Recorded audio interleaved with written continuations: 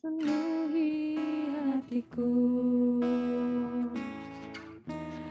Roh Kudus jamah hidupku, Engkau kekuatan dalam jiwaku.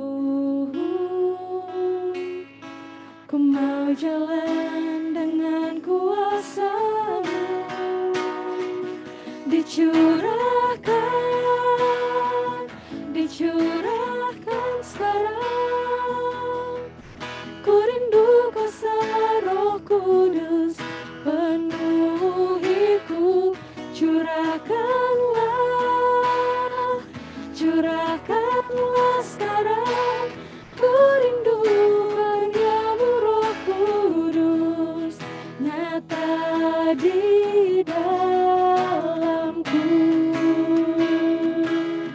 nyata di dalamku, nyata di dalamku. Kemuliaan kepada Bapa dan Putra dan Roh Kudus, seperti pada permulaan, sekarang, selalu, dan sepanjang segala abad. Amin. Amin. Gimana teman-teman? Pasti sudah merasakan kehadiran Roh Kudus ya di tengah-tengah kita pada sore hari ini. Untuk membuat kita lebih on fire, lebih bersemangat, aku mau ngajak semuanya nih, buat kita bersama-sama dengan lebih semangat lagi nih untuk percaya bahwa Tuhan adalah kekuatan dan mazmur kita. Mari kita nyanyikan Hatiku Percaya. Harus semangat ya semuanya. Tuhanlah kekuatan dan mazmurku, Dia gunung batu dan keselamatanku. Hanya padamu hatiku percaya, Kaulah menara dan kota perlindungan. Ku mau selalu bersyukur, ku mau selalu bersyukur, sebab cinta-Mu padaku takkan pernah berubah. Hatiku percaya, walau bumi bergoncang, gunung-gunung beranjak, namun kasih setia-Mu tak pergi dariku. Mari kita sorakan, ku mau selalu bersyukur, ku mau selalu bersyukur, cinta padaku takkan pernah berubah. Hatiku percaya, walau bumi bergoncang, gunung-gunung beranjak, namun kasih setia-Mu tak pergi dariku. Kasih setia-Mu tak pergi dariku, kasih setia-Mu tak pergi dariku. Yeay, kami mau selalu bersyukur Tuhan karena kami percaya cinta-Mu kepada kami semua tidak akan pernah berubah selamanya. Kami juga yakin ya Tuhan, Kau selalu memegang hidup dan menuntun langkah kami karena Engkaulah Yesus, Raja segala raja. Oleh karena itu kami percaya dan kami tidak pernah ragu akan kesetiaan-Mu. Untuk itu, aku mau ajak semuanya untuk lebih lagi percaya dengan Tuhan, dengan kita nyanyikan Dengan-Mu Tuhan. Tak pernah ku ragu akan kesetiaan-Mu, Kau pegang hidupku. Sepenuh jiwaku ku yakin, sepenuh jiwaku ku yakin dan percaya, Kau tuntun langkahku. Yesus, Kaulah Raja dalam hidupku, berkuasa berjaya untuk selamanya. Hanya Kau Tuhan, Kau Tuhan, sumber kekuatan, kuasa-Mu tercurah bagiku senantiasa. Dengan-Mu Tuhan, ku kan berjalan dari kemuliaan sampai kemuliaan selamanya. Mari kita sorakan, Yesus, Kaulah Raja dalam hidupku, berkuasa berjaya untuk selamanya. Hanya Kau Tuhan,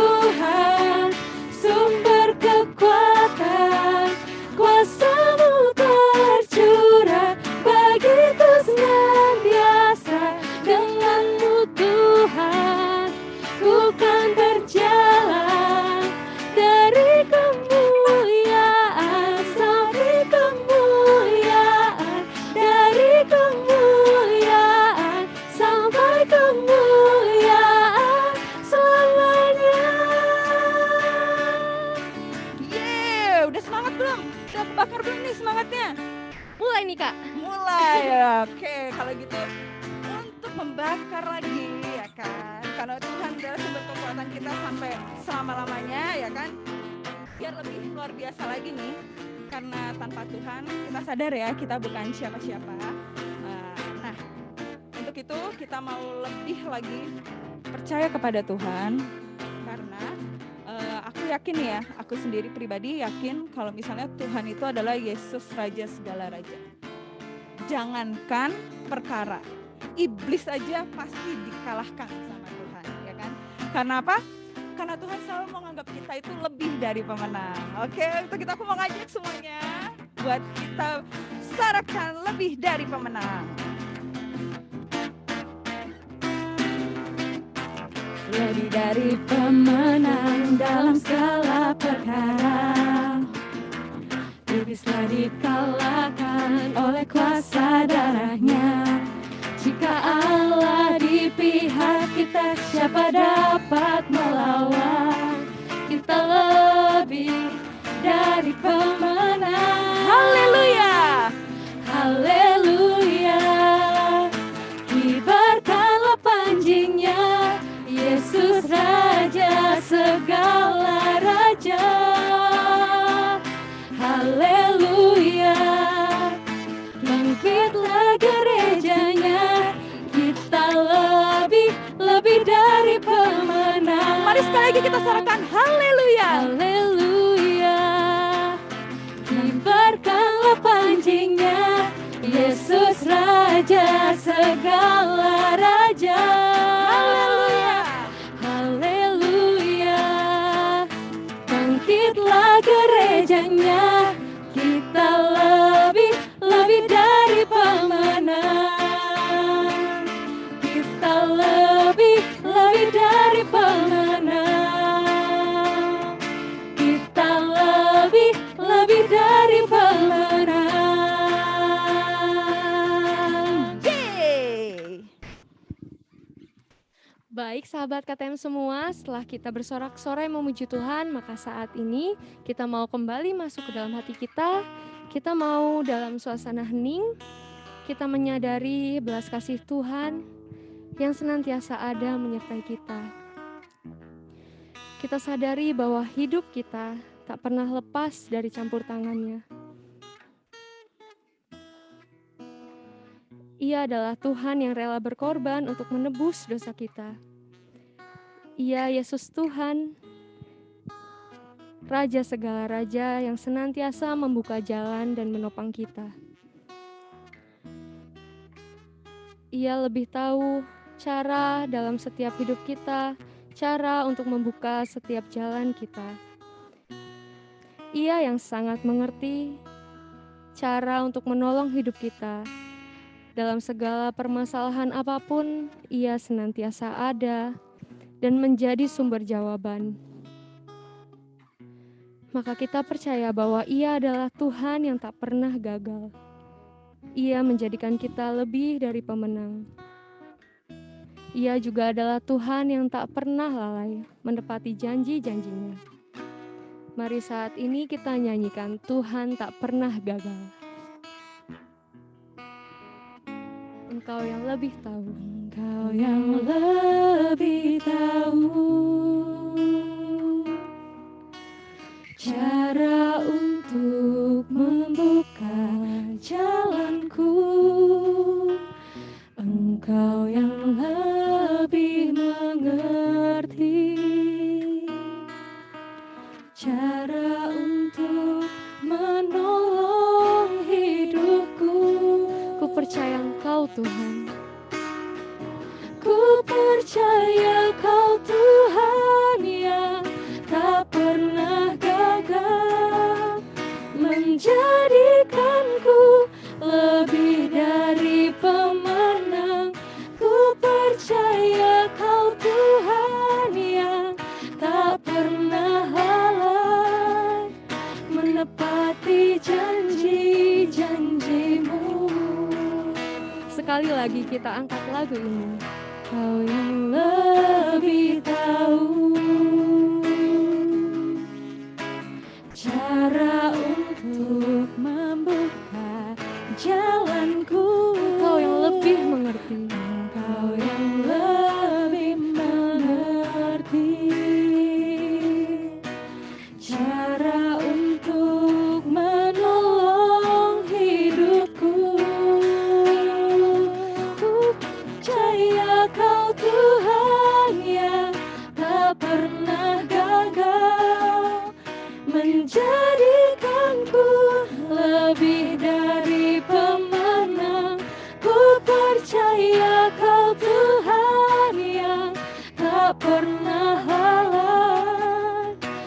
menepati janji-janji-Mu.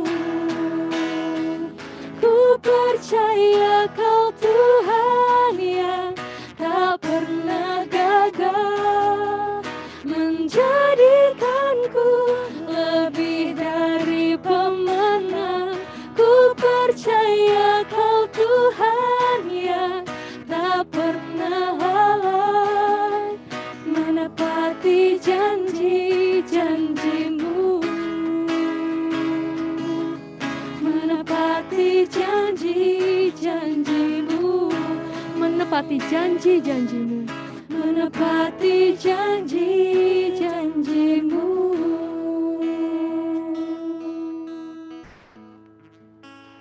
Sungguh Engkau Tuhan yang tak pernah gagal dalam hidup kami.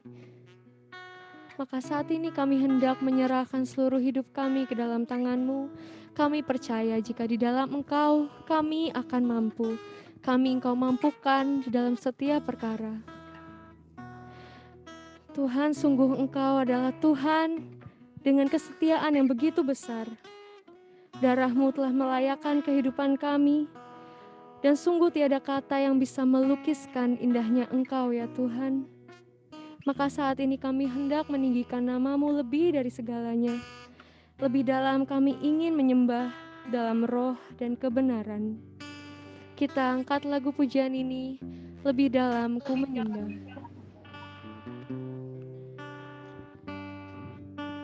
Sungguh besar setia-Mu, nyata di sepanjang hidupku. Darah-Mu telah layakkan kehidupanku. Tiada kata yang bisa lukiskan indahnya Engkau Tuhan. Tiada kata yang bisa lukiskan indahnya Kau Tuhan.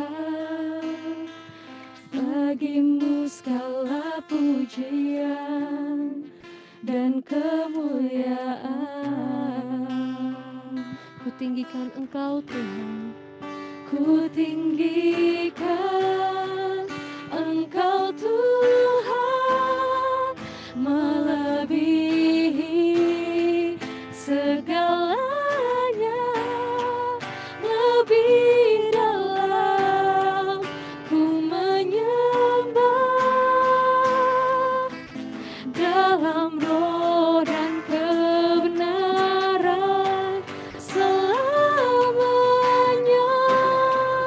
Ku tinggikan Engkau Tuhan, ku tinggikan Engkau Tuhan, melebihi segalanya, lebih dalam ku menyembah, dalam roh dan kebenaran ku tinggikan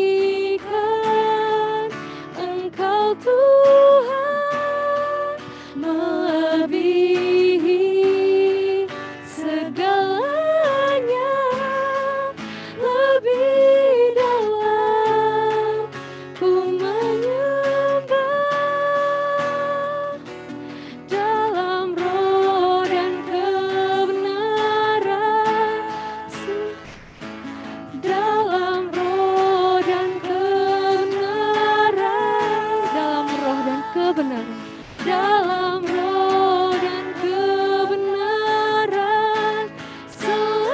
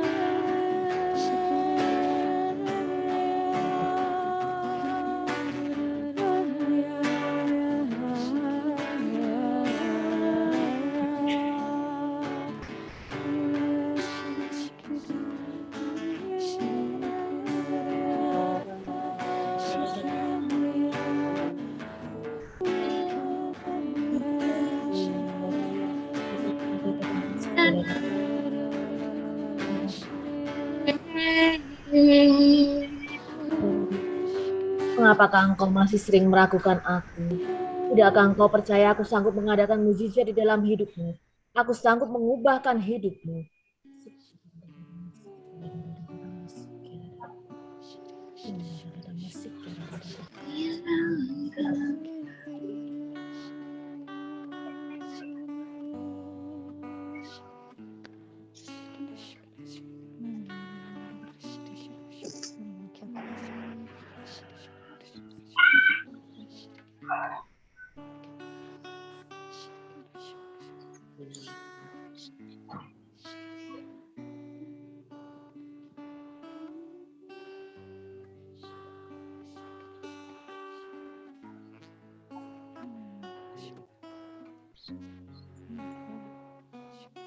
Bersyukurlah senantiasa, dan serukanlah namaku dengan puji-pujian, sebab kuasaku hidup di dalam puji-pujianmu.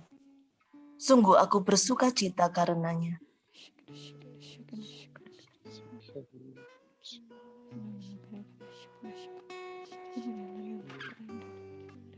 Engkau yang mulai menjauh darinya, engkau yang mulai sibuk dengan segala kesenangan-kesenangan duniawimu, berbaliklah kepadanya.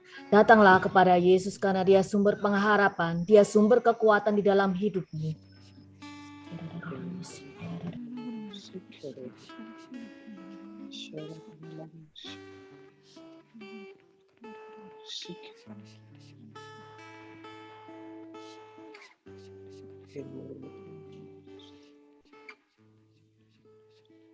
Dan sungguh pun ia bukanlah Tuhan yang jauh daripadamu.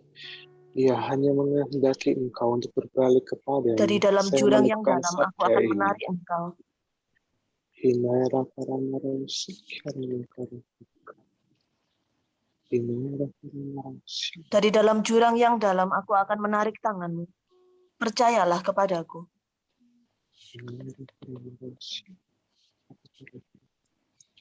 Saya meneguhkan sabda ini. Sungguh Tuhan mengulurkan tangannya dan engkau dapat menggenggamnya erat-erat. Tuhanlah penolongmu yang setia. Hinara paramara sikharana. Hinara paramara sikharana. Hinara.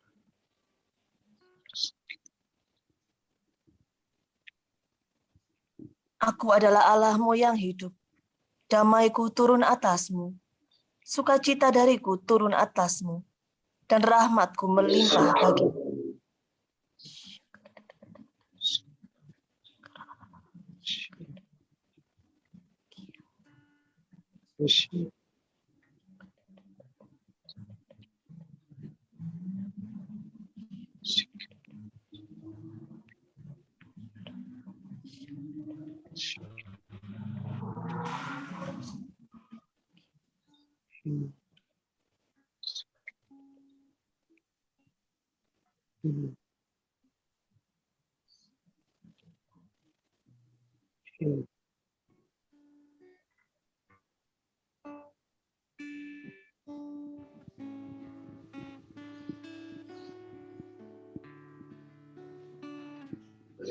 Tuhan Yesus, terima kasih atas berkat karunia-Mu.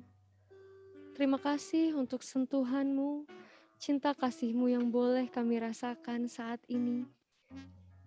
Meski kami terpisah satu sama lain ya Tuhan, kami percaya kasih setia-Mu menyatukan kami. Terima kasih untuk mujizat dan karunia-Mu. Saat ini kami hendak menyerahkan acara kami selanjutnya. Kami hendak menyerahkan Romodio dan moderator kami, Ko Apri, kiranya di dalam materi talk show yang mereka bawakan, kasih setiamu turut andil di dalam setiap kata yang mereka ucapkan. Berilah juga kami telinga yang mau mendengar, hati yang tulus dan rendah hati, agar setiap perkataanmu yang mereka sampaikan boleh jatuh dan berbuah di dalam hati kami. Semua ini kami persembahkan kepadamu dengan pengantaraan Kristus Tuhan kami. Amin.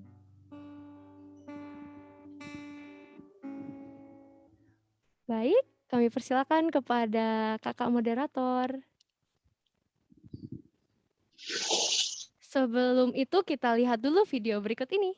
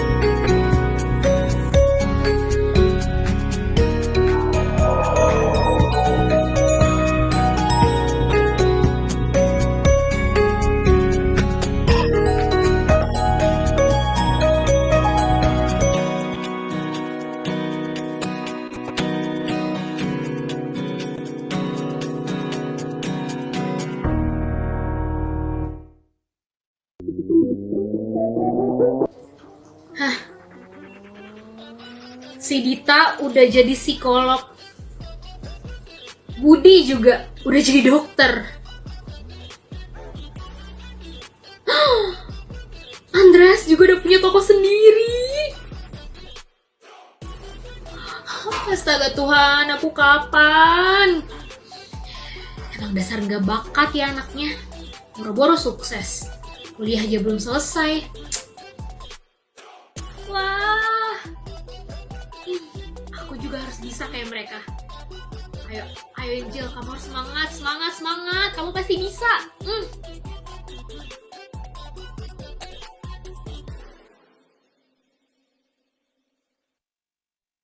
Udah jam 9, saatnya mulai bekerja. Semangat!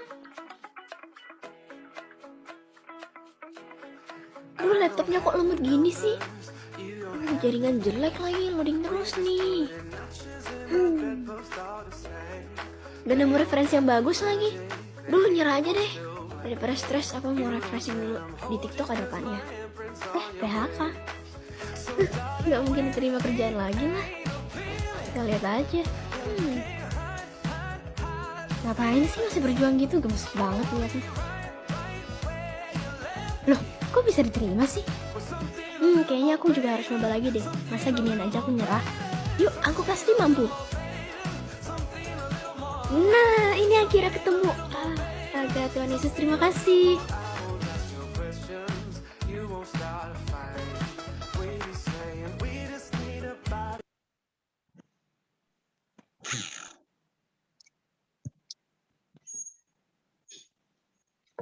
Ya, Shalom, sahabat KTM. Kita sama-sama menyambut Romo Dionysius Aditya Okarem yang saat ini bersama-sama dengan kita semua sahabat KTM. Selamat sore, Romo, Shalom. Selamat sore, Shalom. Ya, puji Tuhan ya, suaranya jelas, Mo? Jelas, suara saya jelas? Oke, sip.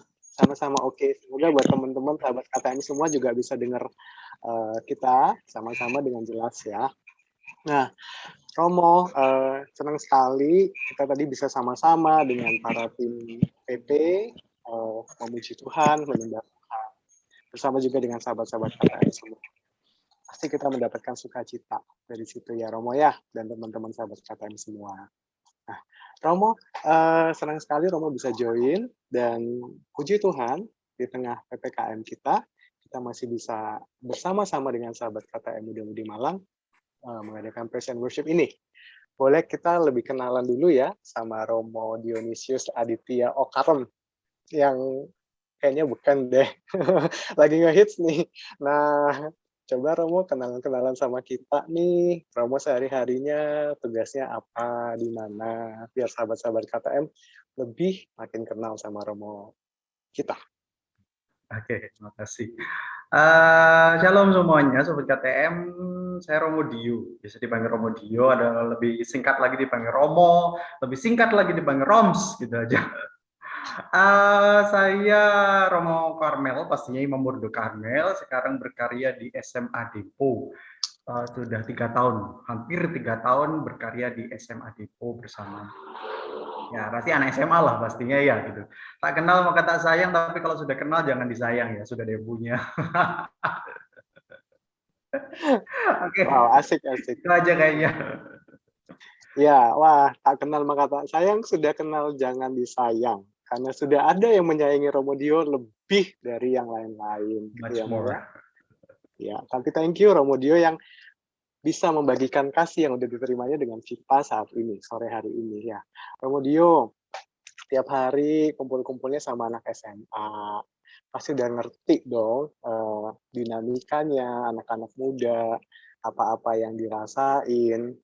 Pernah denger itu nggak sih, Mo, istilah apa ya, galau, overthinking, insecure gitu, nggak tahu deh mau apa cuma di kita aja atau Romo juga ada di circle-nya Romo sama anak muda itu, gimana Mo?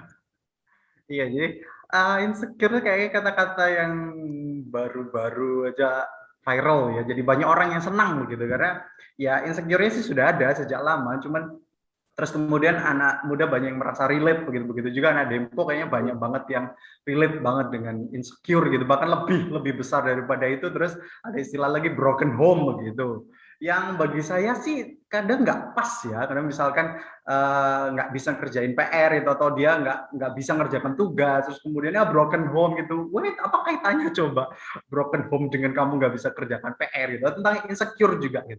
Saya melihat banyak insecure ini kayaknya dibuat-buat sendiri deh gitu. Misal deh ya, ada orang yang ada anak yang datang ke saya situasi normal dulu ngomong, Romo saya insecure deh dengan teman-teman saya di apa namanya di satu kelas begitu. Nah kenapa gitu? Teman-teman saya tuh kayaknya pinter-pinter deh, kayaknya saya salah kelas di Romo gitu.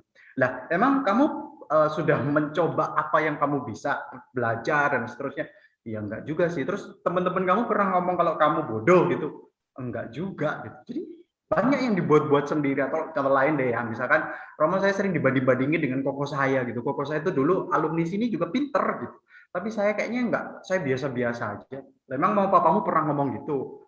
Enggak juga sih. Terus kokomu pernah ngomong bahwa kamu lebih bodoh daripada dia gitu? Enggak juga. Nah, jadi apa ya? Insecure ini kayaknya oke, bisa jadi mungkin orang alami, tapi banyak dari itu yang dibuat-buat sendiri gitu loh. Jadi orang mungkin tidak berpikir seperti itu, tapi dia berpikir begitu, dipikir-pikir sendiri, terus diresap-resapi sendiri, akhirnya jadi insecure sendiri. Padahal mungkin orang nggak mikir sampai sejauh itu. Itu sih kalau insecure. Saya nggak begitu suka dengan kata ini. I see. Menarik ya. Jadi kalau tadi yang Romo Dio sempat jelasin ke kita, insecure itu belum tentu loh sesuatu yang benar-benar ada gitu ya Mo ya. Bisa aja hanya dalam ranah pikiran, kekhawatiran masing-masing. Nah, sahabat-sahabat KTM, kalau sahabat-sahabat KTM juga punya pikiran-pikiran yang saat ini mengganggu atau ingin diobrolin sama Romo, boleh ya langsung mulai di chat di kolom chat apa pertanyaan yang mau disampaikan. Nanti teman-teman panitia akan bantu juga untuk filtering dan sampaikan ke kita. Di nanti selesai pemaparan, sharing sama Romo, pasti kita akan berusaha untuk check it out, apa-apa yang nanti bisa lebih relate lagi dengan masing-masing. Ya, jadi apa yang muncul saat ini dalam pikiran, apa yang mungkin sahabat-sahabat KTM rasain, apa-apa, boleh mulai di chat aja. Ya. Nah, Romo balik ke yang tadi, menarik sih bahwa insecure itu Romo nggak suka, dan Romo juga pikir belum tentu ada. Tapi kalau tadi kita lihat tuh di bumper, di teaser awal video, itu kan kelihatan tuh ada teman-teman yang mungkin mewakili ya, cuy ya, pernyataan bahwa ini PPKM nih, pandemik ini udah setahun lebih nih, kayak gini nih, sampai yang bekerja juga mulai ada kesulitan tersendiri mempertahankan pekerjaan atau mencari pekerjaan. Juga mungkin ada yang kayak tadi Romo sempat bilang ya, di Dempo juga kan sekolahnya lagi online, nggak bisa meet up. Jadi sebenarnya kalau lagi di tengah-tengah pandemi kayak gini bagaimana ya baiknya kita tuh menghadapinya, walaupun udah setahun setengah nih kayak gini nih. Nah, bukan berarti lebih mudah kali Nah, menurut Romo gimana? Mohon tips. Nah, kalau ini beda ya, Kalau insecure kan tuh mungkin tadi kayak teaser kedua tadi ya, Jadi lihat, si Handoko, siapa sih tadi? Si Nugroho sudah punya sudah punya toko, si Bambang sudah buka showroom nih, si Jamal sudah buka hotel dan seterusnya. Terus dia mikir-mikir sendiri, terus ngerasa bahwa, terus saya gimana gitu, insecure begitu ya. Itu bisa jadi orang nggak mikir bahwa dia itu, kamu belum punya apa-apa ya gitu. Mungkin orang nggak mikir, tapi dia pikir-pikir sendiri. Beda kalau situasi pandemi. Situasi pandemi memang semua orang mengalami kesulitan. Mulai dari yang kecil sampai yang tua, semuanya mengalami kesulitan. Yang kecil-kecil tuh yang saya ngelihat anak TK, terus kalau sekolah harus ngelihat laptop, terus kemudian harus, kasihan begitu anak kecil harus begitu lama melihat layar gitu. Terus juga yang tua-tua juga yang selama ini nggak pernah megang HP juga paling hanya telepon SMS, nggak tahu buka laptop, nggak kenal Zoom, nggak kenal live streaming, terus harus berdoa, harus misa dengan yang begitu. Jadi semua orang mengalami kesulitan. Tadi ada yang chat di di kolom chat tadi, PPKM itu kepanjangannya pekerja pengusaha apa sih? Sorok KB, pokoknya begitu. Pekerja pengusaha KB merana. Iya, itulah gitu. Semuanya memang mengalami kesulitan. Kalau itu bukan insecure bagi saya, itu memang situasi yang sungguh kita alami. Semuanya, semua lapisan. Cuman saya mikir begini sih ya, tergantung kita. Terus kemudian kita harus menanggapi bagaimana. Karena kalau pandemi ini pun misalkan nggak ada, apakah kita bebas dari masalah? Rasanya juga enggak. Pasti juga ada masalah. Sejauh kita hidup, rasanya selalu pasti akan ada masalah. Hanya tingkatnya akan seperti apa. Nah, karena sekarang sudah situasi pandemi, terus yang penting bagi saya akan melelahkan deh kalau kita protes, marah, mengeluh gitu nggak akan habis-habisnya. Karena yang paling penting gimana kita mau bersikap dengan situasi yang seperti ini. Ya, ambil contoh dari Alkitab deh ya. Ada Ayub. Anda pasti tahu ya, ada kisah Ayub begitu, seorang yang mengalami kesusahannya bukan main gitu. Siapa yang nggak kenal Ayub, seorang yang susahnya bukan main, dari tengah kesusahan yang pontang-panting dia hadapi, dihantam begitu banyak itu, dia tetap bertahan. Meskipun dia sempat protes di masa-masa dia menerima itu, tapi kemudian dia bertahan dan dia tahu, oke, rencana Tuhan memang seperti ini. Rasanya kita harus bersikap kayak gitu deh di tengah segala hantaman ini gitu. Kita mau apa? I see. Romo, saya langsung ngambil Alkitab no. Begitu Romo bilang Ayub, wah. Ya, seru sih. Bener-bener ya, Romo bilang Ayub. Sahabat katanya pada ingat ya. Ada yang nama yang pernah muncul nih waktu kita sekolah minggu, kadang dalam bacaan saat misa atau homili-homili. Ayub bukan orang yang asing, tapi satu kisah yang luar biasa. Romo bantu kita refresh ya mau tentang Ayub ini. Saya ingat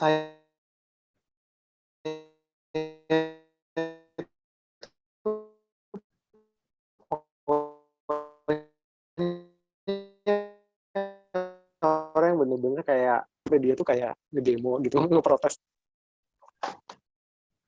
Oke, tadi sempat putus deh, suaramu jadi kayak alien deh, Pri. Oh iya. Sorry, coba ya mungkin bad connection for a while. Nggak, tadi saya cuma nyampein, bener sih kalau Romo bilang soal Ayub. Dan mungkin dulu-dulu kita pernah lah denger ya. Nah, mumpung Romo lagi di sini sama-sama kita, Romo mention soal Ayub, bantu kita dong Romo, bantu kita untuk refresh. Ayub ini gimana sih? Kalau seingat saya dia tuh kayak protes gitu ya sama Tuhan atas kesusahannya. Memang susah, hidupnya susah ya kayaknya Mo ya, dari happy-happy atau gimana gitu. Nah, nggak tahu ya, Ayub itu di perjanjian lama loh ya, jangan cari di perjanjian baru, nggak akan ketemu sampai dunia berakhir juga nggak akan sampai ketemu. Ayub itu di perjanjian lama gitu. Jadi Ayub itu seorang yang baik ya, orang yang baik, terus kayanya bukan main, dia punya banyak ternak, kuda, kambing, domba, semuanya, punya anak laki-laki dan perempuan, punya istri, gak disebut sih istrinya cantik atau enggak, gak disebut, pokoknya dia punya anak istri lengkap lah, dan dia baik gitu, kurang apa, coba. Nah, terus kemudian dia dicobai gitu, saya kan melihat bahwa dia apa namanya, Dia taat kepadamu, dia ngomong kepada Allah ya, dia taat kepadamu karena dia kau beri berkat banyak. Coba kalau berkat itu diambil, kita lihat dia bakalan tetap dekat nggak dengan kamu. Oke, kata Tuhan, sudah buatlah gitu. Akhirnya dia diberi pencobaan gitu. Pencobaan pertama, kambing dombanya, ternak semuanya hilang, habis. Ada yang jatuh ke jurang, ada yang dicuri, ada yang kebakar dan seterusnya. Oke, selesai ya. Kambing domba, harta kekayaannya hilang. Terus kemudian anak-anaknya sekarang. Anak-anaknya mati semuanya. Ketika mereka anak-anak semuanya laki-laki perempuan kumpul di satu ruangan pesta-pesta, roboh rumahnya sehingga orang anak-anaknya mati semuanya. Belum cukup sampai di situ, masih ada istrinya ya. Istrinya nggak dibunuh untungnya. Kemudian Ayub yang diberi pencobaan, dia diberi sakit barah, kusta lah katakan, di sakit barah sehingga banyak borok di badannya gitu. Oke, diberikan seperti itu sehingga dia diasingkan dari, tahu ya kalau orang kena penyakit seperti itu diasingkan dari perkemahan. Artinya dia disingkirkan dari masyarakat gitu. Terus kemudian kayak isoman ya Romo. Iya, kayak begitulah ya gitu. Tapi kalau isoman kan enak. Ini kan kami isoman kalau nggak apa-apa tinggal makan tidur doang. Masih ada internet is oke. Ini gatel ya, maksudnya borok di tubuhnya. Terus belum cukup sampai di situ, istrinya mencibir dan teman-temannya mencibir, Ayub, kamu sudah buat apa sehingga kamu sampai dikutuk seperti ini? Apa salahmu gitu? Nah, sampai di sini terus kemudian Ayub mulai protes kepada Allah. Salah saya apa Tuhan? Saya orang baik loh, saya saleh loh, saya berdoa loh, saya takwa kepadamu loh. Saya kenapa dapat begini, anak saya mati, hewan saya hilang, saya sakit seperti ini gitu. Salah saya apa gitu. Dan akhirnya apa? Ayub mulai nggak percaya kepada Allah. Dia meragukan Allah. Gitu. Semuanya berpusat pada dirinya sendiri. Dia ngomong, aku ini orang baik, aku ini orang yang taat kepadamu. Kenapa kok aku diberi seperti ini? Aku nggak layak dapat kayak gini gitu. Kita stop sampai di sini ya. Rasanya juga seringkali kita juga begitu ya. Tuhan, saya ini sudah pelayanan loh, saya sudah jadi tim PP loh, saya sudah jadi ketua sel loh, saya sudah ikut doa loh, saya adorasi loh, saya ikut sel loh, tapi kok saya diberi cobaan kayak gini? Terus kamu apa? Kemudian mulai semuanya terus berpusat pada kita. All about me, begitu akhirnya. Nggak bisa lagi terus kemudian mikir tentang yang lain. Semuanya tentang saya. Dan akhirnya apa? Nyalahkan Tuhan. Kayaknya kita semua banyak deh mengalami seperti Ayub seperti ini. Ya nggak, Bri? Iya, Romo Dio itu menarik banget ya. Jadi yang waktu Romo Dio bilang dia ngalamin susah ini dan itu, susahnya Ayub tuh komplit cuy. Kalau kita mau ngomong dari kehilangan harta, kehilangan keluarga, bahkan dari orang-orang terdekat bukan yang ngasih support, tapi juga malah ngece ya bahasa gaulnya, bahasa hari-harinya kita. Karena dia juga sakit. Kalau hari ini mungkin kayak orang kena COVID, kita nggak tahu nih. Zaman itu Ayub kena kusta. Dan ya kayak tadi Romo bilang, Ayub mengalami itu semua dan Ayub menjadi gentar, menjadi tidak percaya, menjadi marah dan kecewa sama Tuhan. Dia bilang, kenapa tuh? Gitu ya. Karena memang mungkin dia sedang diuji yang kayak Romo bilang di awal dia bahwa setan ingin Ayub tuh menghujat Allah. Nah, tapi kalau kondisi kayak gitu loh, memang orang itu lagi susah-susahnya hidup, lagi nggak enaknya, apalagi kalau orang yang mungkin udah dekat sama Tuhan kayak Ayub, yang selama ini hidupnya berkenan di mata Tuhan. Terus Tuhan izinkan dia ngalamin kayak gitu. Wajar loh kalau kecewa. Wajar loh kalau jadi kayak, Tuhan ini mana sih? Tuhan ini bagaimana sih yang Tuhan yang aku percaya? Dan akhirnya pengen ninggalin Tuhan. Menurut Romo, manusiawi nggak kalau kayak gitu sih, sejujurnya? Oke, manusiawi sebagai fase awal itu it's okay ya. It's okay bahwa kita mulai berpikir-pikir kemudian kenapa gitu. Tapi tidak tentang saya saja. Kita harus juga mendengar Allah ngomong apa gitu. Kalau hanya berhenti pada kita saja bahwa kok saya orang baik, saya sudah pelayanan, saya sudah jadi imam, tapi kenapa kok saya dapat seperti ini gitu, saya kurang apa gitu. Semua tentang saya. Kita nggak bisa hening mendengar Tuhan ngomong apa sebenarnya. Tuhan mau apa dengan saya gitu. Dan itulah yang terjadi pada Ayub kelanjutannya. Ayub ngomong banyak ya. Jadi kalau ini saya bawa kitab suci ini untuk membuktikan bahwa kitab Ayub itu ada 42 bab. 42 bab ya. Dan Ayub itu protes kepada Allah mulai bab 1 sampai bab 37 ya. 37 bab Ayub itu protes ya. Tanda kutip itu Ayub tuh menggibah. Ayub tuh gibah Tuhan dengan teman-temannya, dengan istrinya gitu. Saya salah apa ya, Tuhan itu kok jahat ya dengan saya? Kamu kemana? Dan seterusnya. Semuanya tentang saya gitu. Saya sudah buat ini, saya buat itu, tapi Tuhan begini, saya buat ini, dan kenapa harus saya, dan seterusnya. 37 bab Tuhan membiarkan Ayub ngoceh dengan teman-temannya. Dia membiarkan dirinya digibah oleh Ayub. Mulai ayat 38, terus kemudian Tuhan mulai ambil alih. Tuhan ambil alih. Mulai ayat 38, mulai bab 38, Tuhan mulai jawab gitu. Permulaannya Tuhan ngomong begini. Oke, sekarang mari kita berperkara. Dengarkanlah dan jawablah apa yang kutanyakan ini sebagai laki-laki. Tuhan kayaknya Tuhan tanda kutip sudah apa ya? Oke, kamu sudah ngomong 37 bab, sekarang saya ngomong. Tuhan ngomong akhirnya. Tuhan ngomong bukan membela diri, tetapi dia bertanya. Di dalam kitab suci pertanyaannya disebut pertanyaan retoris. Gitu. Pertanyaan retoris itu pertanyaan yang nggak perlu jawaban sebenarnya, kita sudah tahu jawabnya siapa. Gitu. Tuhan bertanya banyak hal, misalkan begini, siapa yang mengatur alam semesta ini? Siapakah yang meletakkan langit dan bumi sehingga kamu bisa hidup di dalamnya? Apakah kamu yang mengatur pagi dan siangmu, malam dan terangmu? Apakah kamu yang menggerakkan hewan-hewan ini sehingga bisa hidup ke sana kemari? Apakah kamu yang menggerakkan menumbuhkan anak-anakmu sehingga bisa lahir dari istrimu? Pertanyaan-pertanyaan begitu yang kita tahu jawabannya. Gitu. Nggak perlu dijawab pun kita sudah tahu jawabannya. Siapa yang mengatur alat ciptaan ini? Tuhan. Apakah kamu turut serta dalam segalanya itu? Tidak. Kita sudah tahu jawabannya. Tuhan mulai banyak bertanya tentang kepada Ayub seperti itu.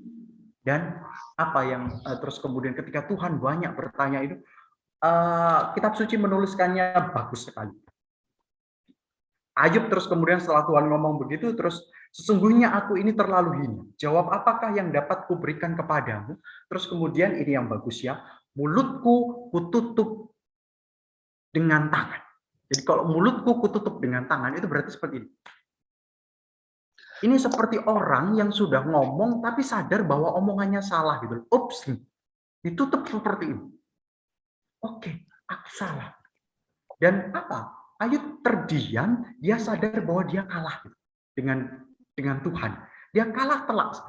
Dan dia mulai sadar, oh ternyata Tuhan tuh kayak begini. Semuanya bukan lagi berpusat tentang dirinya, tentang saya yang baik, saya kenapa kok saya, tapi mulai terbuka. Mulai berpikir bahwa oh Allah itu ternyata selama ini ada bersama saya. Dia selalu menyertai saya.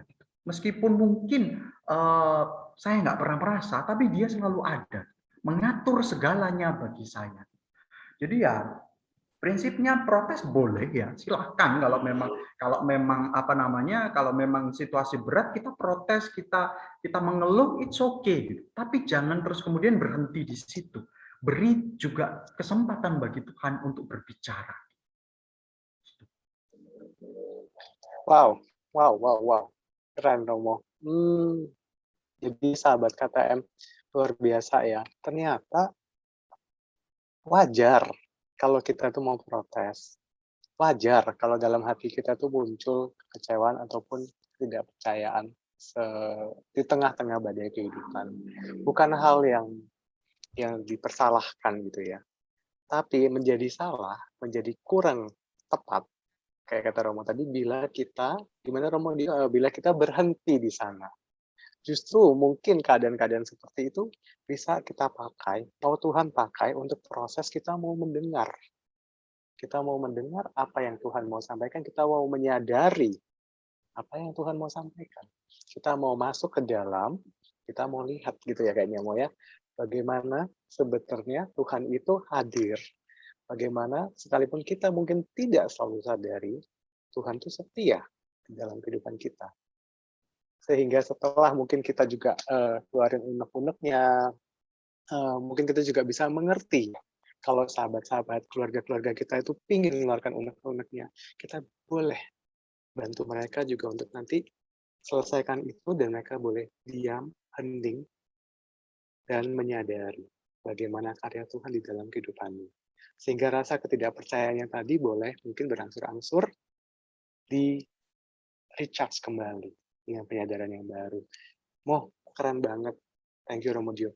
Sampai sini tuh benar-benar kayak kita berasa bahwa dalam hidup itu sebenarnya ada step demi step ya yang kita bisa ikutin. Nah, asal kita mau setia, sebagaimana Tuhan itu setia.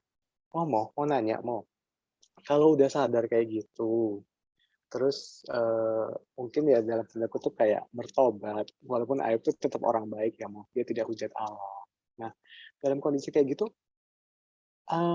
gimana apakah langsung terus, waduh saya sadar nih mulutku kututup, kayak tadi Romo demokan gitu ya, terhadapmu Tuhan. Lalu apakah langsung, hidup itu langsung tahu-tahu change overnight, kayak menang lotre atau gimana nanti kalau udah kayak gitu nih? Enggak ya, jadi Ayub pun ketika sudah terus kemudian sudah sadar gitu bahwa iya saya sudah salah gitu, engkau Tuhan yang benar gitu, kitab suci menulis dengan sangat singkat gitu. Oleh sebab itu Ayub berkata demikian ya, oleh sebab itu aku mencabut segala perkataanku dan dengan menyesal aku duduk di abu dan debu, dalam debu dan abu gitu. Artinya apa? Situasinya dia tidak langsung berubah, dia masih miskin, masih sakit begitu, tetapi cara pandangnya berubah, pikirannya berubah, bukan lagi terus kemudian tentang aku gitu, tapi terus dia mulai berpikir tentang, oh iya ternyata rencana Allah seperti ini bagiku, tentang sesama juga, tentang teman-temannya, karena kemudian dia memuji Allah bersama dengan teman-temannya. Dia mulai sadar bahwa ternyata oke, Allah itu berkuasa begitu. Maka situasi mungkin tidak berubah, tetapi pola pikir yang berubah. Dan pola pikir kita itu akhirnya membentuk juga iman kita ya, membentuk iman kita. Dan akhirnya apa? Situasinya mungkin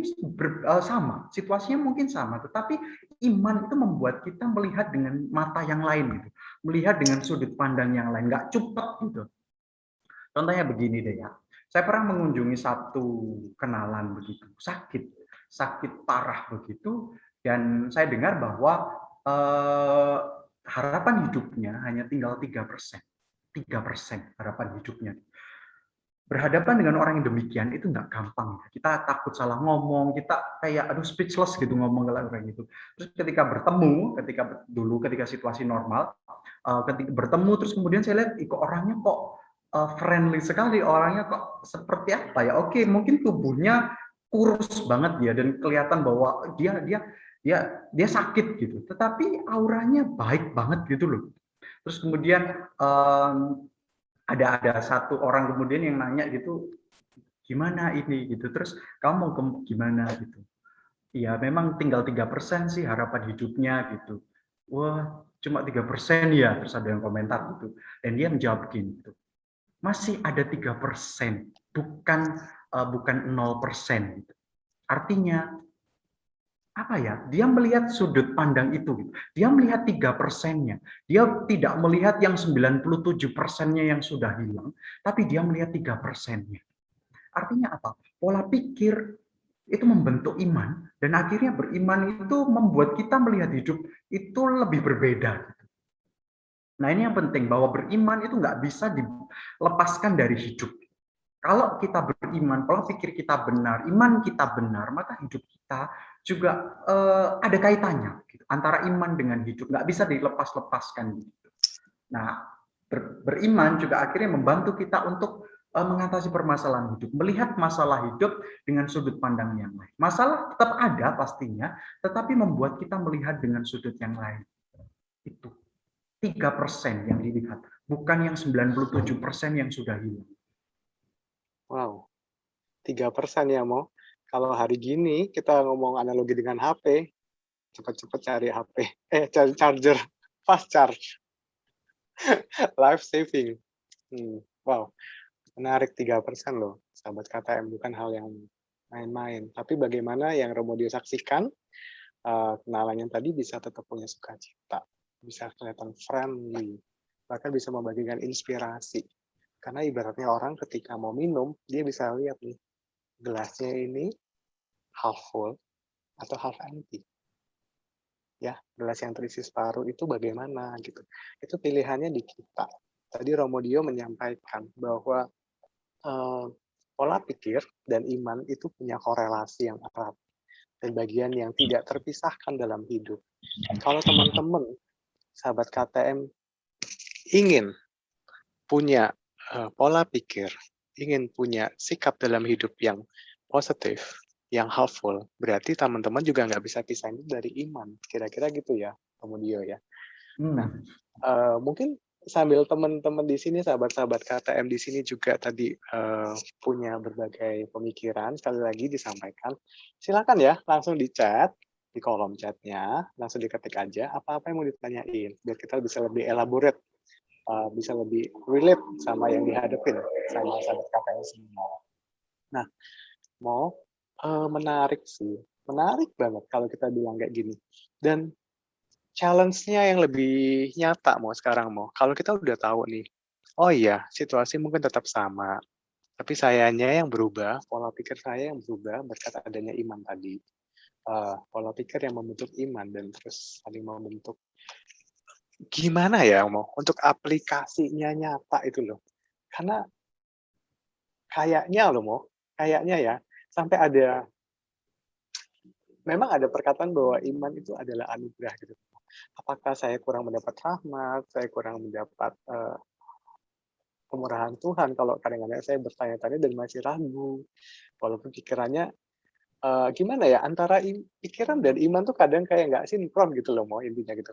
Hati, pikiran nyampe, hati nggak nyampe. Hati nyampe, pikirannya yang membuat ragu. Jadi aplikasinya gitu loh bagaimana ya? Boleh bagi tips Romo pernah nggak ngalamin kayak gitu? Jadi beriman itu nggak bisa sama sekali dipisahkan dengan hidup. Karena melihat kecenderungannya itu orang begini loh. Ketika iman, hidup beriman itu dikaitkan terus hanya dengan situasi yang rohaniah.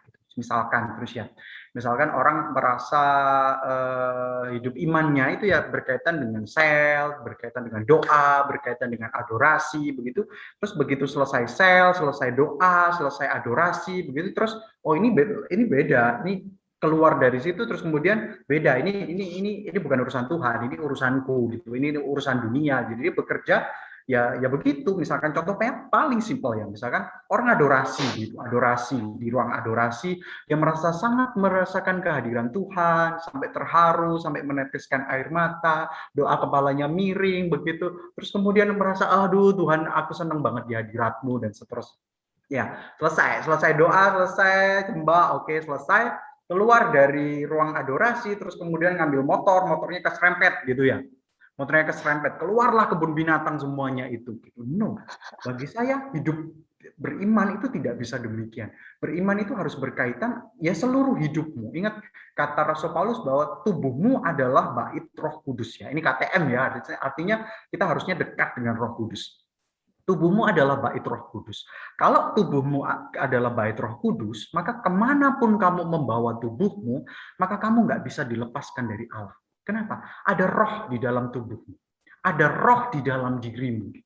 Maka kemanapun kamu pergi, apapun yang kamu perbuat, hidupmu nggak bisa dilepaskan dari Allah. Nggak bisa sama sekali. Maka ya apapun yang kita lakukan, kita selalu ada bersama Allah. Meskipun mungkin kita nggak sadar ya, tapi Allah selalu ada bersama kita. Maka jangan berhenti di kulit-kulitnya saja bahwa kita anggota KTM, kita rajin doa, kita rajin misa, begitu. Tapi jahatnya bukan main di dalam hidup, nggak bisa. Bagi saya itu hanya kulitnya saja, nggak sampai masuk ke isinya. Bagi kita beriman itu harus sampai masuk ke dalamnya, sampai masuk ke dalam isinya, sehingga mengubah kita, mengubah pola pikir kita, mengubah bagaimana kita melihat segala sesuatu, termasuk di dalamnya permasalahan hidup kita. Jadi jangan dilepaskan, oke beriman itu kulitnya, tapi isinya tetap saya dong, tetap Dio yang nakal, tetap Dio yang berandal, begitu ya kulitnya saya imam, pakai kolar, terus kemudian namanya okarem, dan seterusnya, nggak bisa. Harus masuk sampai merasuk, nggak bisa dibedakan. Asik banget sih kalau bilang kayak gitu. Memang kan bahkan ada di kalau nggak salah Yakobus ya ya. iman tanpa perbuatan pada hakikatnya adalah mati. Katanya kan gitu ya dari Alkitab. Jadi mungkin itu yang kita benar-benar bisa dilihat dari kayak buah-buahnya ya, Mo, kalau udah merasuk. Apa benar kayak gitu, Mo? Wah, saya mungkin jadi ada ingat begini nih. tips-tipsnya. Apa namanya? Ini kan KTM nih ya. KTM kan apa? Semboyannya kan Vivit Dominus Inquius Conspectus Tuo ya. Allah hidup di hadiratnya aku berdiri ya. Jadi harusnya kalian lebih pintar dan lebih hafal daripada saya. Allah hidup di hadiratnya aku berdiri. Kita garis bawahi dulu yang di hadiratnya ya.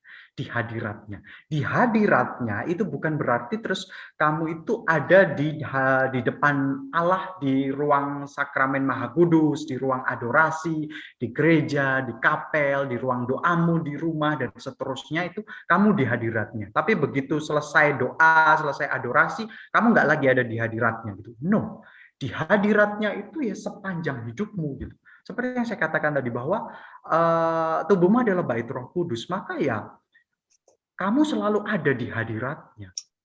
Apapun yang sedang kamu lakukan deh, mau bekerja, mau sedang berdoa, mau makan, bahkan di toilet pun kamu juga ada di hadirat Allah gitu. Karena Allah diam di dalam dirimu, itu maka nggak bisa dibedakannya antara ini berkaitan dengan kulit dan isi. Saya punya cerita begini deh, tentang anak Dempo ya. Di sekolah di SMA Dempo, murid yang Katolik itu diizinkan mengaku dosa setahun 2 kali, Prapaskah dan Advent gitu. Nah, menarik mengamati anak-anak ketika sebelum mengaku dosa dan setelah mengaku dosa ada beda sekali.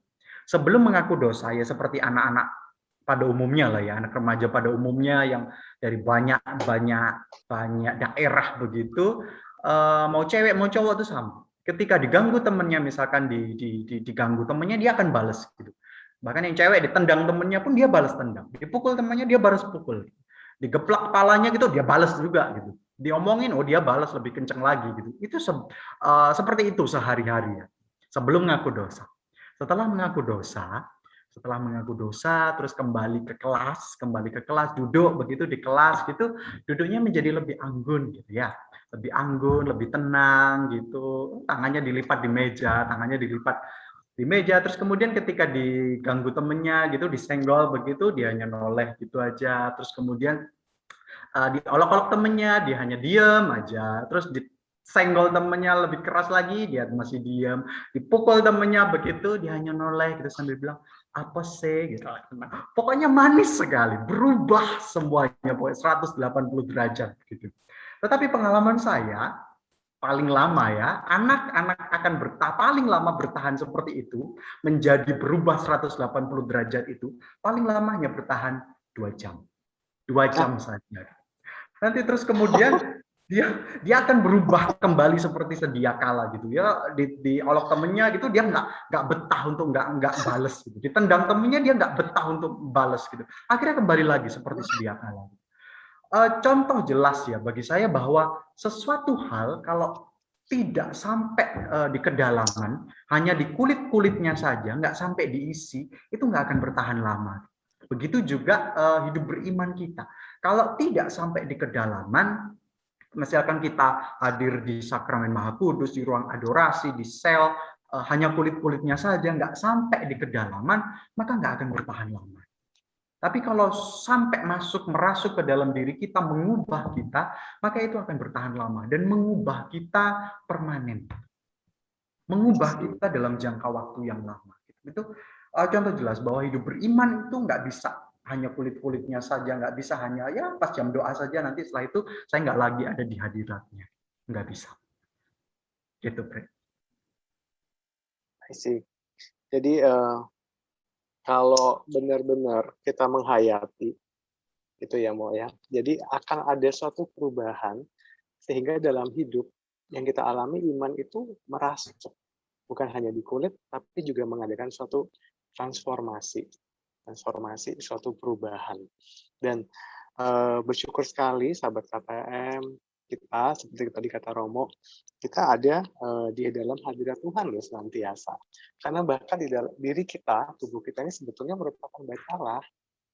Tinggal kita mau menyadari tadi itu ya, kita perlu hening seperti spiritualitas Karmel kayaknya ya Mo ya, hening, dan kita bisa dapat kesadaran di situ. Nah, kalau kita nanti punya kesadaran itu, kita juga bisa lebih mendapat buah-buah dari karunia iman yang sebetulnya sudah Tuhan tanamkan, dan nanti bisa kita pakai, kita resapi, dan kita lakukan di dalam kehidupan kita, sehingga nggak cuma 2 jam perubahan-perubahan tadi terjadi. Luar biasa. Mau tadi saya pikir Romo bilang 2 bulan kek, 2 minggu kek, ya ampun 2 jam. Aku menutup mulutku Romo langsung. Ya bisa kayak gitu ya, 2 jam luar biasa. Dan teman-teman, sahabat KTM, jangan tunggu sampai 3% loh, amit-amit. Iya nggak sih? Jangan tunggu sampai 3% baru ada perubahan-perubahan kayak gitu. Why we should learn it the hard way. Ketika kita punya pilihan, start it now. Start it now. Romo senang banget Romo bisa share dengan sederhana kedengarannya, tapi sangat mendalam dan sangat bernas. Banyak yang bisa kita pelajari dari sini. Thank you so much Romo. Sambil kita coba cek ya Mo ya, di chat roomnya kita ada apa aja nih teman-teman yang lempar bom, lempar bola. Coba kita lihat. Wah, macam-macam nih komennya. Ada yang ngomong soal perut pinggang lah, KB melar gitu ya. Nah, mungkin kalau ada teman-teman yang mau open mic juga, monggo, silakan. Aku kok. Oh ya, oke. Angel. Ya, makasih Ko Apri dan Romo Dio. Aku mau tanya, tadi kan sempat ngomong soal harapan ya Romo ya. Aku mau tanya Romo, gimana kan kalau tadi masih ada tuh 3% harapan hidup. Oh ya udah, yang dilihat itu masih ada, bukan tinggal 3%, tapi masih tinggal 3%, bukan tinggal 3%. Gimana? Ini contoh aja ya Romo ya. Ada teman aku yang dia tuh udah kehilangan harapan, bener-bener kehilangan harapan, udah kayak aku misalnya ajakin nih, yuk ikutan PW atau yuk nge-sell, ayo gereja misa bareng online bareng sama aku. Tapi dia tuh mikir kayak, aduh, kayaknya udah deh, kayaknya aku dia kayak udah hilang harapan gitu Romo. Jadinya dia kayak merasa nggak pantas, merasa nggak layak, kayak udah nggak ada harapan lagi gitu bisa deket sama Tuhan Romo. Itu kira-kira solusi kalau orang udah hilang harapan gimana ya Romo? Makasih. Thank you Angel. Romo langsung ya, monggo Romo Dio. Okay. Bagi saya harus dilihat dulu hilang harapannya dia itu apakah memang sungguh dia merasa diri nggak layak, memang sungguh bahwa dia merasa sungguh berdosa sehingga berangkat dari artinya dia masih ingin datang, tapi dia merasa nggak layak begitu.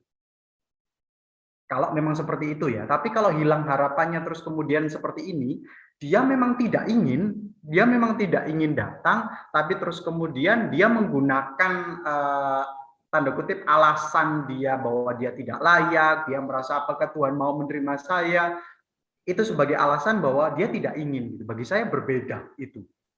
Kalau dia masih ingin, artinya bagi saya menjadi lebih mudah untuk dibantu gitu. Tapi kalau sudah dari dirinya sendiri memang sudah nggak ingin begitu, terus menggunakan alasan bahwa dia nggak layak, dia berdosa sebagai excuse dia untuk tidak mau datang kepada Tuhan, bagi saya akan lebih sulit gitu. Karena dirinya sendiri nggak mau gitu, maka ya harus muncul dulu dari dirinya. Gitu. Tapi kalau dia masih mau, masih ingin dan merasa merasa nggak layak sungguh gitu, meskipun dia ingin begitu, saya kira dia harus lebih mendekatkan diri dia. Maksudnya nggak bisa dia merasa nggak layak terus kemudian ya sudah dia nggak berbuat apa-apa begitu. setan ini pinternya bukan main ya, setan-setan iblis kita, bukan iblis kita, iblis yang menggoda kita ini pinternya bukan main ya. Maksudnya dia menggunakan banyak hal untuk membawa kita jauh dari Allah itu, termasuk juga perasaan tidak layak, perasaan berdosa, ketidakpercayaan bahwa Allah itu Maha Kasih. Itu besar sekali digunakan oleh setan untuk menjauhkan kita dari Allah. Paus Benediktus dengan baik sekali, Fransiskus sampai Benediktus saya lupa, dengan baik sekali mengatakan begini, seringkali kita merasa lelah untuk minta ampun, karena ya saya minta ampun tapi jatuh juga di dosa yang sama, minta ampun jatuh lagi di dosa yang sama, seringkali kita merasa lelah untuk minta ampun, tetapi Tuhan tidak pernah lelah untuk memberi ampun. Maka ya datanglah, sadarkan bahwa Allah itu penuh kasih kok, enggak terbatas gitu. Kalau dia hanya berkutat dengan dirinya sendiri, pikirannya sendiri bahwa Allah itu hakim yang menghakimi, Allah itu enggak suka dengan orang berdosa, maka dia enggak akan bisa mengerti bahwa Allah itu penuh kasih. Di dalam bacaan Injil, kalau dia mau baca bacaan Injil, dia mau mendengarkan pujian, dia mau sedikit saja membuka hatinya, dia akan paham bahwa Allah itu akan mengasihi. Gitu. Maka ya, kalau dia masih ingin buka hatinya dikit lagi untuk mau berbuat sesuatu, dia entah baca kitab suci, kisah anak yang hilang, kisah apapun di dalam kitab suci menunjukkan Allah itu penuh kasih, atau dia mendengarkan lagu pujian apapun, saya kira semuanya menunjukkan bahwa kasih Allah itu tak terbatas. Sekarang tinggal kamu lelah nggak minta ampun? Kalau Tuhan sendiri nggak pernah lelah untuk beri ampun. Itu Angel. Makasih Romo. Luar biasa loh Romo. Wow, Angel, oke ya. Kira-kira bisa dibagikan ke temannya ya. Thank you Angel. Luar biasa, saya bantu untuk teman sahabat-sahabat KTM dari penjelasan Romo tadi itu, poin pentingnya itu ya, bahwa setan tuh nggak kenal lelah loh untuk bekerja, mengganggu kita. Mungkin memberikan kayak penyadaran in a way, kamu nggak layak, kamu begini begitu gitu ya. Di dalam hati yang membuat kita itu merasa kayak akhirnya sedih, merasa kayak kita udah deh, mau jauh aja deh dari Tuhan, nggak berani deket-deket. Gitu. Tapi poinnya bukan di situ loh.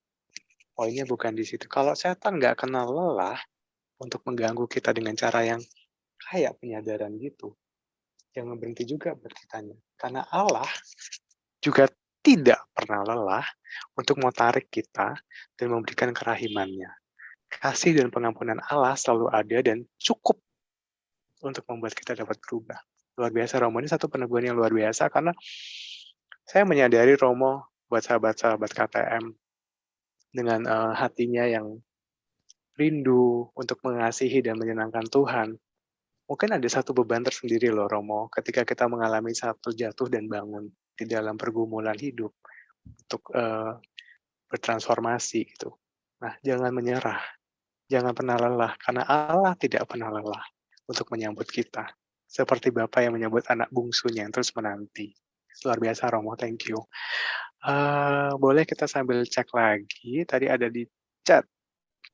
Wah, lumayan banyak. Romo masih ada waktu sama-sama kita, nggak apa-apa? Mungkin 10 menit lagi ya. Nah, saya coba cek. Allah hidup di hadiratnya aku berdiri, Vivi Dominus itu ya.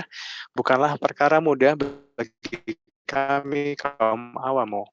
Apalagi di tengah pandemik ini, ketika kecemasan dan kekhawatiran banyak datang, melihat peningkatan kasus COVID yang semakin memprihatinkan. Apa yang harus kita lakukan agar kita bisa tetap tenang dan tidak cemas? Itu satu. Yang kedua, berkaitan dengan aplikasinya ya dalam kehidupan sehari-hari ya, bagaimana nih Romo kita mau lebih bisa mendengar suara Tuhan dan bagaimana caranya supaya nggak lupa dalam berdoa ataupun melakukan ekaristi harian atau mingguan. Ada 3 ya mau sekaligus atau satu-satu nanti saya ulang nggak apa-apa. Thank you Mo. Oke, mungkin yang 1 dan 2 saya gabungkan saja karena hampir-hampir sama ya. Jadi Vivi Dominus in Prius Conspectus gitu ya. Allah hidup di hadiratnya aku berdiri. Gitu. Mungkin bagi yang bukan awam itu gampang Romo, tapi yang bagi kaum awam itu sulit gitu. Oke, Anda pernah menjadi apa namanya? Anda pernah tahu bagaimana menjadi bukan awam begitu? Bagi saya, no. Mau awam, mau biarawan, bagi saya tetap sulit untuk hidup di hadirat Tuhan. Maka ya jangan terus kemudian mencari pembanding-bandingan, terus kemudian merasa bahwa lebih enak jadi Romo memang dan seterusnya gitu. Kalau gitu kenapa Anda nggak jadi Romo kan gitu? Bagi saya semuanya punya kesulitannya masing-masing. Semua punya kesulitan masing-masing, mau awam, mau biarawan, semuanya punya kesulitan masing-masing. Gitu. Dan kalau kita menggunakan itu sebagai excuse, maka nggak akan selesai gitu. Misalkan ya, saya melihat, oh iya awam enak kan, kamu punya istri, punya anak yang bisa makanya ya saya boleh dong, saya pergi makan-makan gitu, saya boleh ngerokok karena ya saya sudah nggak nikah gitu. Kalau kita menggunakan banyak excuse semacam itu nggak akan ada habisnya. Gitu. Maka lebih baik ya kita berjuang bersama-sama gitu, saling menguatkan satu demi yang lain. Gitu. Nah, terus kemudian pertanyaannya apa yang harus kita lakukan supaya kita bisa tetap tenang gitu ya? Maksudnya kita selalu ada di hadirat Tuhan gitu. Saya pikir KTM diajari juga banyak metode doa ya. Doa Yesus misalkan, doa Yesus itu bisa dilakukan kapanpun untuk membantu kita hidup di hadirat Allah begitu. Lalu juga doa panah, misalnya doa panah itu doa yang langsung di kapanpun kamu merasa ingat Tuhan, kamu langsung memanahkan doamu langsung kepada Allah begitu. Saya sendiri punya metode yang simple untuk mengingat Tuhan karena saya adalah devosan Allah Roh Kudus dan saya yakin bahwa Allah berdiam di dalam diri saya. Maka dalam situasi apapun, dalam pekerjaan apapun, dalam masalah apapun, saya sedang dimanapun, di terminal, di stasiun, di bandara, dimanapun, untuk mengingat Tuhan, saya meletakkan tangan di dada saya. Saya ingat, oh ya, ada Tuhan di sini. Hal yang simpel gitu. Membantu saya dan bisa jadi itu nggak cocok buat kamu ya. Silahkan menemukan jalanmu sendiri gitu. Dan saya melihat di videonya siapa ya? Instagramnya Maya Septa, tahu ya? Maya Septa yang dulu jadi tahu lah ya, pokoknya Maya Septa yang dulu jadi asisten rumah tangganya di ini talk show-nya si Sule itu loh. Nah itu Maya Septa itu, dia menunjukkan bagaimana orang Kristen itu berdoa gitu di dalam video itu. Simple gitu. Orang Kristen kalau berdoa itu simpel, seperti ngobrol dengan Yesus gitu. Yesus, aku nggak bisa kayak begini. Kamu harusnya bagiku tuh kayaknya begini-begini deh. Gitu. Aku tuh punya rencana begini. Menurut kamu gimana gitu? Kita orang Kristen nggak ada repot-repot untuk harus berdoa itu harus begini, harus begitu, harus apa. Kapanpun kita mau ingat Allah, Allah itu ada. Sekarang masalahnya kita mau atau enggak. Gitu. Dan apakah kita sudah berusaha semampu kita dengan cara kita, dengan usaha yang cocok dengan kita. Barangkali cara saya nggak cocok untuk caramu, maka temukan jalanmu sendiri. Begitu juga yang mendengarkan suara Tuhan kapanpun. Sebenarnya Tuhan tuh ngomong kok, hanya kita mau dengar apa enggak. Kalau saya pribadi sepertinya bisa terbantu ketika meletakkan tangan saya di dada saya oke, Tuhan terus gimana? Meredam ego saya, meredam all about me untuk oke, Tuhan sekarang ngomong apa? Itu kalau dari saya tentang pertanyaan 2 itu. Nah, terus yang dari bagaimana supaya tidak lupa berdoa ataupun misa mingguan, harian gitu ya. Ya, yes, no. Do something ya, jangan terus kemudian hanya ingin tapi terus kemudian you do nothing, nggak bisa. Kamu harus do something gitu. Kalau memang kamu mau doa ya buat jadwal hidupmu, jadwal dan tepati itu. Gitu. Oke, saya mau doa, nggak usah yang muluk-muluk dulu ya. Kalau mulai dari awal ya misalkan mulai dari yang kecil. Oke, saya mau doa sebelum makan, sebelum tidur, bangun tidur. Udah, ikuti itu dulu. Ikuti itu dulu. Kalau itu sudah bisa, oke, next step. Oke, saya mau nambah, mau saat teduh lah kalau pagi gitu. Pujian terus saat teduh 15 menit gitu. Ikuti itu, terus nambah lagi dan seterusnya gitu. Ya ikuti, harus melakukan sesuatu, nggak bisa terus kemudian saya kok nggak bisa rutin doa ya, saya nggak rutin misa harian ya, tapi hanya mengeluh, nggak ngelakuin apa-apa ya sama aja bohong gitu. You do something, you have to do something. Dan nggak perlu besar-besar, yang kecil dulu, terus kemudian nanti mulai meningkat. Itu nggak bisa hanya berharap tapi tidak melakukan apa-apa. Menarik. Tidak bisa hanya berharap tapi tidak melakukan apa-apa. Karena tadi yang Romo Dio sampaikan, kalau teman-teman masih ingat, sangat penting bahwa kita memiliki kemauan. Dimulai dari suatu kemauan, keinginan, yang harus diikuti dengan do something-nya. And when you do something, you don't really need to do it in a big, huge thing gitu kan. Kita bisa mulai dengan hal-hal yang paling kecil. Kebiasaan berdoa dimulai dengan doa makan, mensyukuri, sangat mudah karena di hadapan kita ada makanan yang bisa kita syukuri, kita bawa rasa syukur kita ke Tuhan. Membuat kebiasaan-kebiasaan seperti itu mungkin melibatkan Tuhan sejak pagi hari ketika kita mensyukuri kita masih boleh bangun dan menyerahkan apa yang rencana-rencana hidup kita sepanjang hari tadi supaya Tuhan yang pimpin dan sempurnakan. Mungkin hal-hal kayak gitu bisa kita lakukan. Itu tips yang sangat-sangat powerful dari Romo dan aplikatif, termasuk juga yang tadi Romo bilang bahwa kita bisa nih, sahabat KTM, temukan cara kita. Kayak yang Romo bilang, Romo put it in a gesture, physical gesture, body language-nya, Romo taruh tangan di dada. Dan Romo menyadari, ada Tuhan di sini, bukan hanya saya, tapi ada Tuhan yang pegang kendali dan saya mau dengar, saya mau sadar. Kayaknya buat Romo Dio kurang lebih kayak gitu ya, Mo. Nah, teman-teman, ini menarik loh. Ini sesuatu yang saya juga dapat hal baru nih dari Romo. Thank you. Nah, pasti teman-teman, tadi Romo juga kasih kesempatan bekerja samalah dengan Roh Kudus yang sangat kreatif. Gunakan kreativitas, temukan cara yang cocok. Banyak cara, banyak pilihan yang bisa kita lakukan. Tapi paling nggak, lakukan. Begitu banyak pilihan, pilih. Salah satu, kalau ini nggak cocok, ganti. Nggak apa-apa. Tidak ada salah atau benar. Tinggal pilih aja dan lakukan. Gitu ya, Mo ya. Sampai dapat yang cocok. Nah, keren loh Romo. Bisa banget kasih jawaban yang mandes. Teman-teman jangan kaget. Teman-teman pasti udah tahu. Kalau teman-teman mau ada perubahan, mau ada sesuatu yang lebih baik, memang harus ada perubahan. Ya, jadi nggak bisa cuma dengan jawaban yang gitu-gitu doang yang menyenangkan telinga. Romo tadi memberi jawaban yang menuntut ada perubahan supaya kita juga bisa dapat buahnya. Thank you Romo. Nah, ada satu pertanyaan lagi dari Calvin Hansel. Pertanyaan kedua, tadi yang nanya soal doa nih Mo sama Misa biar ingat. Dia nanya lagi nih. Bagaimana supaya kegiatan yang berdoa dan misa-misa itu adorasi kegiatan rohani lah, tidak terbatas sebagai kegiatan rutin, tapi bagaimana supaya rutinitas tadi tidak hanya rutin, mungkin bisa benar-benar menjadi efektif, gitu ya, Mo. Mohon tipsnya, Mo. Mungkin pertanyaan terakhir ya dari ini ya.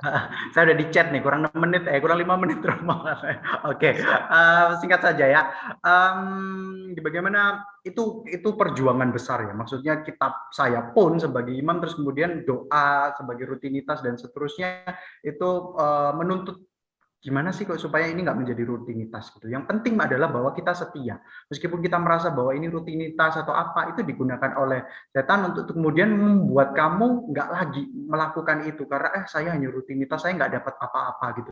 Saya nggak dapat apa-apa, udah saya nggak usah ikut. Itu tujuan setan. Gitu. Maka tetaplah setia gitu. Tetaplah setia karena dalam kesetiaan itu Tuhan mendidik. Tuhan sedang memberikan banyak hal di situ. Maka tetaplah setia dan katakan dengan jujur gitu kepada Tuhan. Tuhan saya mau doa tapi hati saya sedang kacau, tapi saya mau tetap berdoa. Tuhan saya mau misa tapi saya nggak tahu nanti saya dapat apa enggak gitu. Tapi yang pasti saya mau datang, saya mau misa. Itu saja tipsnya karena sudah waktunya sudah di itu ya, tips kecil saja. Walaupun kecil tapi impactful. Thank you so much Romo. Romo mungkin satu saya yang nanya terakhir Mo. Di tengah situasi yang tidak mudah, kadang-kadang orang merasa kapan saya bisa bahagia di saat tekanan hidup, tantangan itu mungkin begitu besar. Tadi Romo sudah kasih contoh sih memang dari dari teman yang Romo kunjungin yang 3% tadi. Nah, bagaimana nih, Ma? Apakah kita punya pilihan dalam hidup untuk menunda kebahagiaan kita atau apa nih? Oke. Saya menjawab ini dengan cerita ya, dengan sharing. Kalau kalian tahu America's Got Talent, America's Got Talent, terus kemudian ada satu peserta yang namanya Nightbird. Gitu. Memang di situ hanya dikisahkan bahwa dia sakit kanker paru-paru yang menyebar ke hati, lalu menyebar ke tulang belakangnya, begitu. Cuman saya tertarik dengan orang ini karena auranya positif gitu, bahagia banget dia dengan situasi yang seperti itu. Badannya kelihatan kurus, nanti silahkan di-searching di YouTube Nightbird gitu.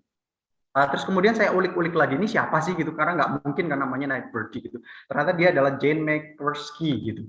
Dia sudah menikah, tapi ketika tahu bahwa dia sakit parah begitu, pertama dia kanker payudara, terus sembuh, menikah dulu dia menikah, terus kemudian dia kena kanker payudara, suaminya tetap setia untuk mendampingi, terus dia sembuh gitu. Terus kemudian dia dapat serangan lagi kanker yang menyebar paru-paru, terus kemudian tulang belakang, nyebar ke hati gitu. Terus kemudian suaminya sudah nggak bisa, suaminya meninggalkan dia. I don't love you anymore. Saya nggak cinta lagi sama kamu. Akhirnya dia ditinggal.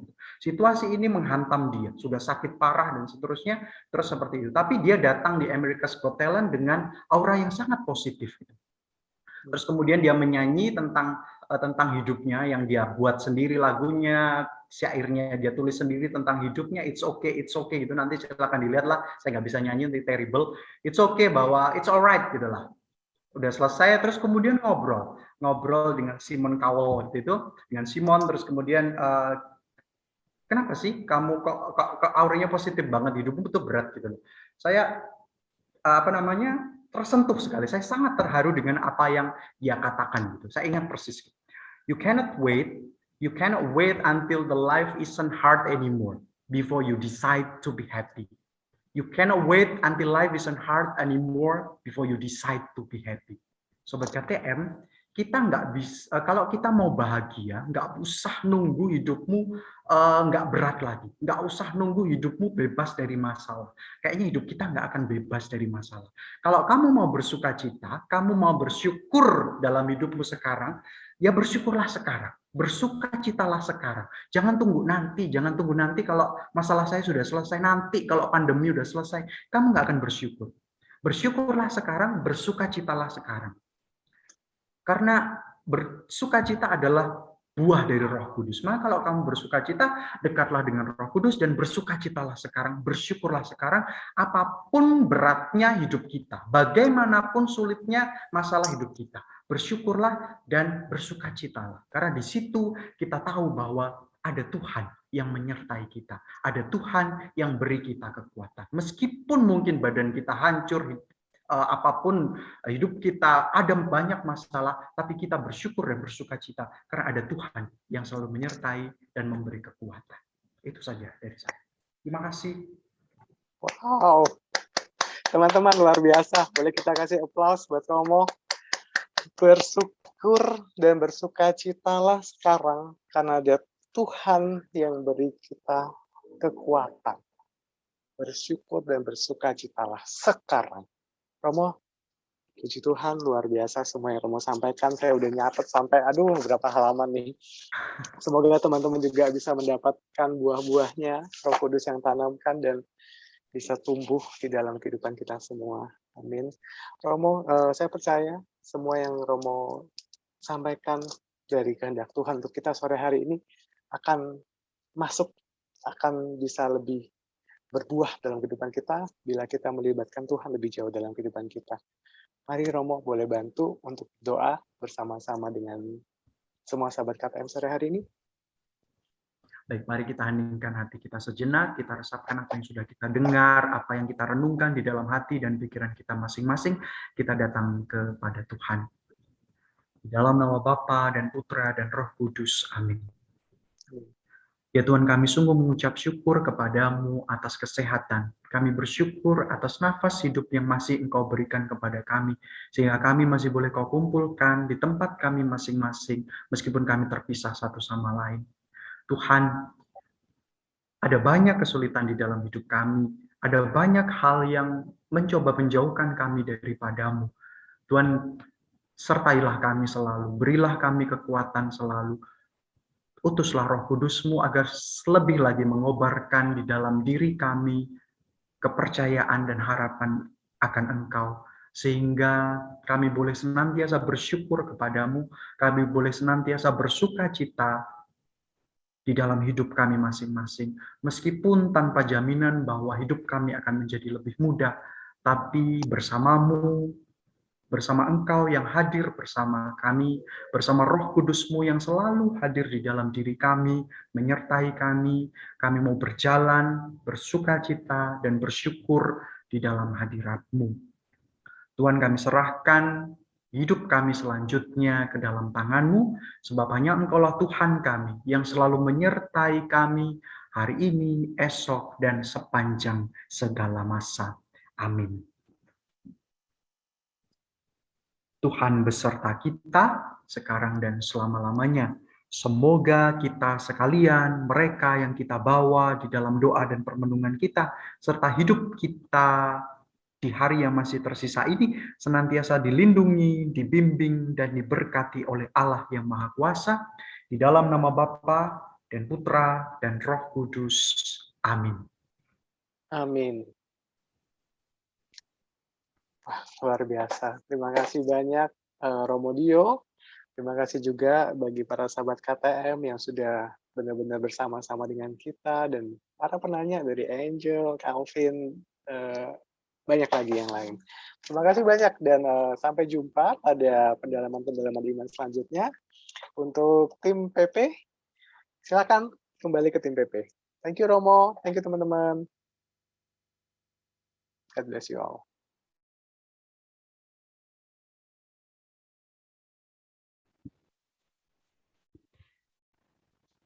Oke, waduh seru sekali memang ya pembicaraan tadi Ko Apri sama Romo Dio. Semoga aku sama teman-teman yang lain juga bisa mengubah insecure menjadi bersyukur, ya kan? Bersyukur. Ya, Iya, benar-benar bersyukur. banget. Benar banget. Karena tanpa kasih Tuhan, kita Ya. tuh nggak bisa ngubah insecure jadi bersyukur. Bener banget.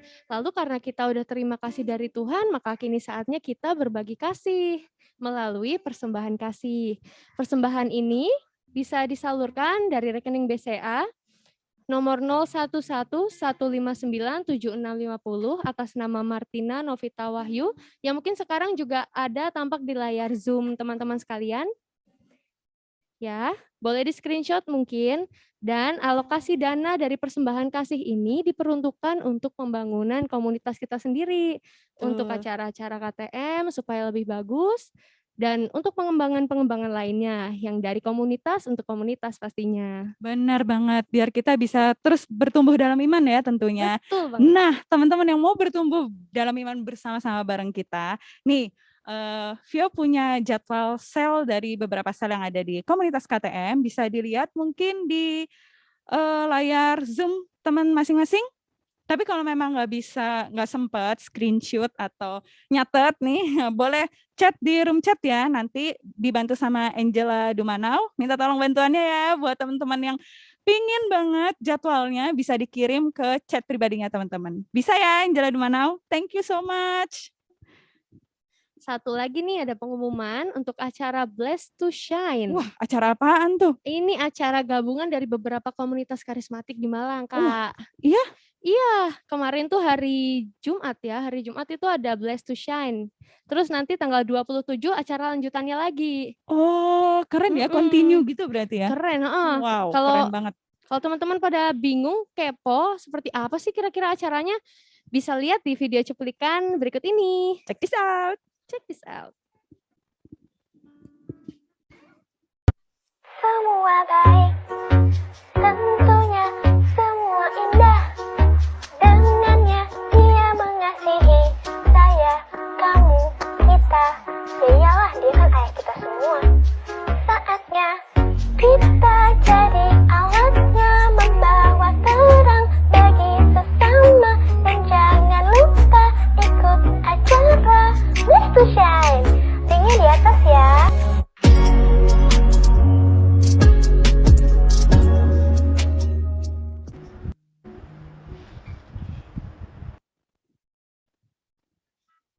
Oke, itu tadi ya cuplikan untuk acara Blessed to Shine di tanggal 27 nanti.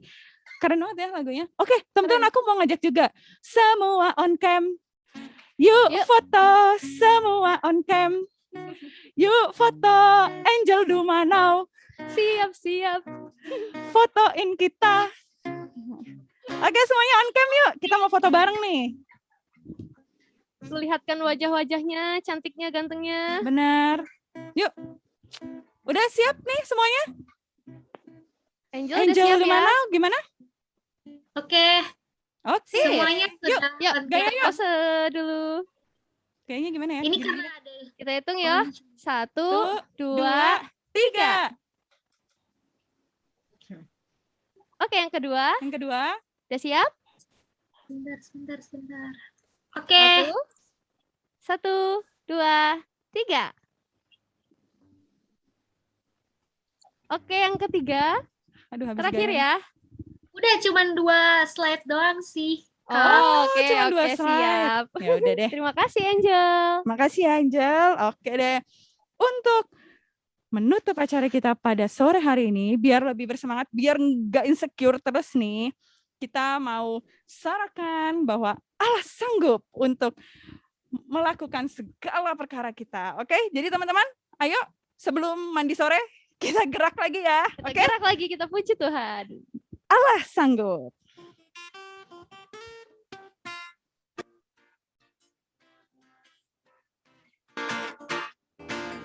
Apa yang tak pernah dilihat mata?